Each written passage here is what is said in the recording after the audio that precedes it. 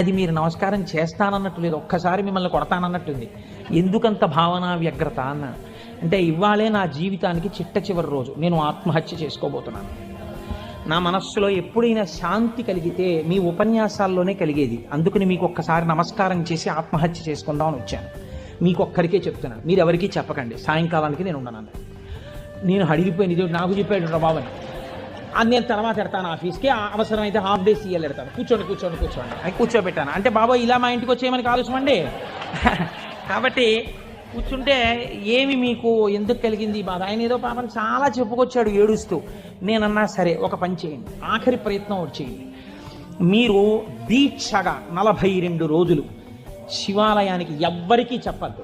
ప్రదోష వేళలో వెళ్ళి శివ ప్రదక్షిణం చేసి మీరు ఏమీ చెప్పకండి. మీరు చెప్పగలిగినంతసేపు శివాలయం అరుగు మీద కూర్చుని శివ శివ శివ శివ శివ శివ ఇదొకటే. ఒక 42 రోజులు ఈ దరిద్రాన్ని, మీ కష్టాలని అనుభవించి చూడండి అన్నారు. మీరు నమ్ముతారా? ఆ వ్యక్తి నా దగ్గరికి వచ్చి నా జీవితంలో ఆశించని రీతిలో నా జీవితానికి ఒక కొత్త మలుపు తిరిగిందండి, నేను వరంగల్ వెళ్ళిపోతున్నాను, నేను సెటిల్ అయిపోతున్నానని చెప్పాడు.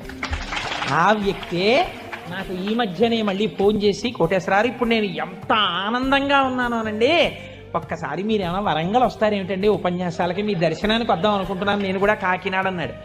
అయ్యా మీరు ఎప్పుడైనా కాకినాడ ఇప్పుడు అక్కర్లేదు, ఎప్పుడో తర్వాత వద్దరు, కానీ నేను వరంగల్ ఇప్పుడు మాత్రం రావట్లేదు. నేను వరంగల్ వస్తే చెప్తాను, అప్పుడు మీరు నా దగ్గరికి వద్దురుగా